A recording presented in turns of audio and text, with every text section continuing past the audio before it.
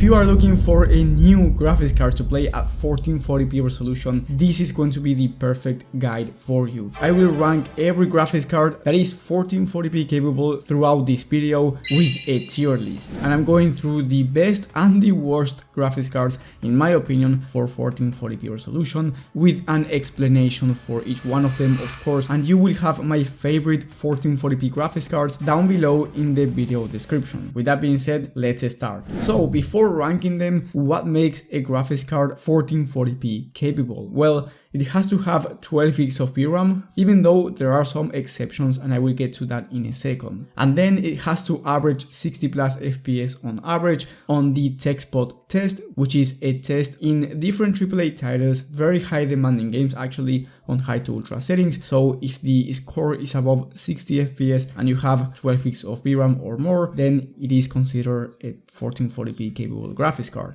And I'm going to be ranking these GPUs in terms of overall 1440p performance, not just for gaming, but also for content creation. You have to consider the feature set, the pricing, so it's not just the best in terms of pure gaming performance, it is the best overall. So first we are going to start with the RTX 4060 Ti 8GB version, and this is going to D tier. Why is it going to be on the D tier? Well, I just do not like the pricing for this graphics card. It has 8 gigs of VRAM, which is the only graphics card on this list that is going to have 8 gigs of VRAM, and the reason why it's a 1440p graphics card is because it's very capable of 60 plus FPS on average at 1440p high to ultra settings. The thing is, 8 gigs of VRAM is not enough in some games right now for 1440p and especially down the line, so it's not a future-proof graphics card, and for around the same price point you can get a much faster GPU, and that's where the RX 6750 XT comes into the picture, and it's going to my S tier. Why is this graphics card on my S tier? Simple, price to performance.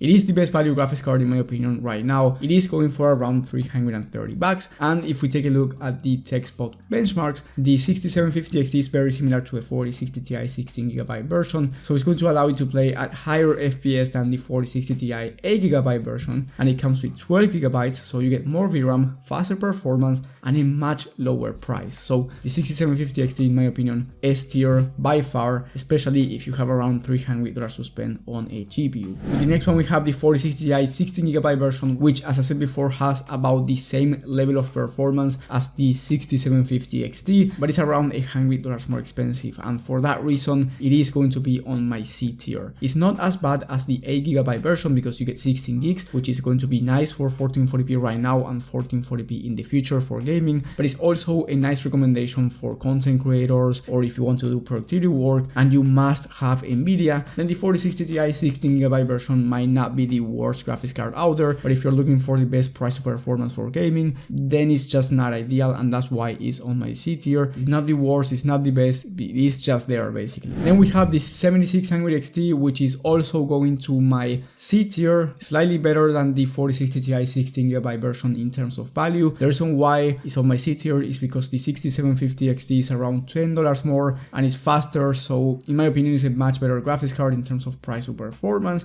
And it's crazy because AMD competitions here is AMD, because both GPUs are competing against each other, but the 6750 XT in my opinion wins here in terms of value. Now maybe in the future when the 6750 XT is not around anymore in the market, my opinion may change, but as of right now the 7600 XT is worse in terms of value than the 6750 XT. Then we have the RX 6800, and this one is going into my A tier. Why is it on my A tier? Well, it is much faster than the 4060 Ti 16GB version. It is around $30 cheaper when I'm recording this video, and if you want to see the level of performance, here you have 84 plus FPS on average high to ultra settings in high demanding titles, and then the 4060 Ti 71 FPS, so it's quite a big difference for a graphics card that is actually cheaper than the 4060 Ti. So yes, I am talking about overall graphics cards here, not just gaming, but the 6800 is just much better for gaming than the 4060 Ti. It has 16 gigs of VRAM as well, so in my opinion this one is going into my A tier. And before you comment anything about me being an AMD fanboy, no I'm not. I actually have an Nvidia graphics card and I will talk about that in a second.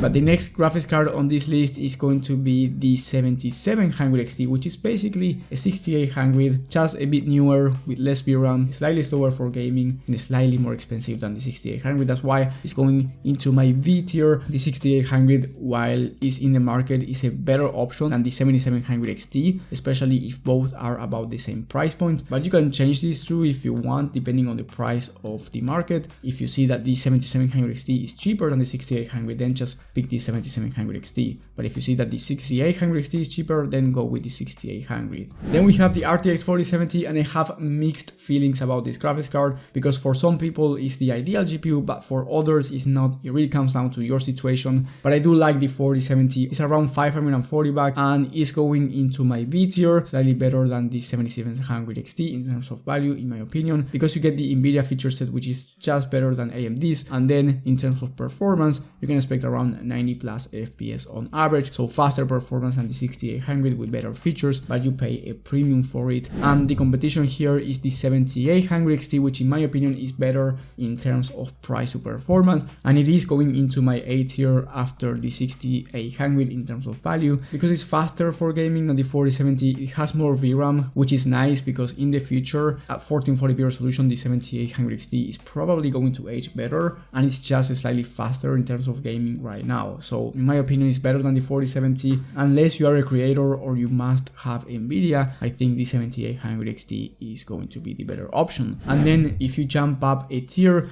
we have two GPUs. We have the 4070 Super and the 7900 GRE. Starting with the 4070 Super, I am going to put it on my A tier right after the 6800, because I think the 4070 Super is quite faster than the 4070 and it's going for around $40 more. So if you're going to buy a 4070, I think you might as well go ahead, spend the extra 40 and get a 4070 Super. It is just better, and the only thing I do not like about this graphics card is that it comes with 12 gigs of VRAM and you are spending around 600 USD. That's the only thing that I do not like about this graphics card. Everything else I think is perfect. Great gaming performance. As you can see here, 4070 Super over 108 FPS on average on high to ultra settings, so a very strong level of performance. And then we have the 7900 GRE, which performs about the same if we are not overclocking any graphics card here, and you get 16 gigs of VRAM, which is better for the future, and it's actually around $40 to $50 cheaper than the 4070 Super. So that's why the 7900 GRE is going on my A tier, but it is a higher level than both the 6800 and 4070 Super. However, once again, if you need Nvidia because of the programs that you use, then the 4070 Super might be the better option for you.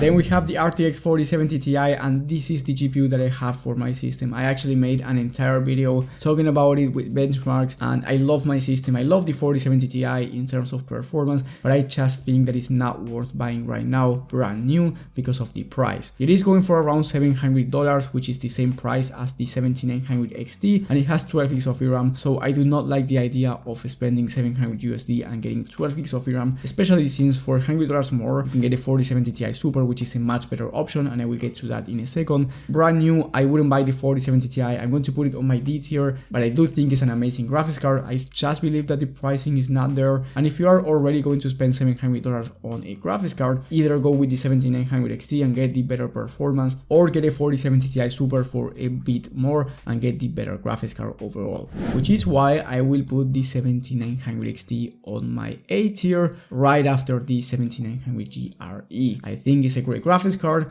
$700, a very good level of performance. Here you can see 127 FPS on average at 1440p high to ultra settings in high demanding titles, so amazing graphics card actually in terms of price or performance. But I do think that the 4070 Ti Super is the best one overall, and this is going to my S tier #1. So yes, for you hater that puts in the comments that I am an AMD fanboy, no I'm not. I love Nvidia, I love AMD. This is not about which brand is better, this is about which graphics card is better, and the 4070 Ti Super in my opinion is the best one overall, not only because it's one of the best graphics cards in terms of performance. As I said before, you get the Nvidia features which are better than AMD's. For example, ray tracing performance, which as you can see here, the 4070 Ti Super is a much better option. Let me show you. Here 84 plus FPS on average for the 4070 Ti Super at 1440p ultra settings with ray tracing enabled, and then the 7900 XT 66 FPS. Nvidia is just much better for ray tracing performance, so if you care about that, that can become a strong point.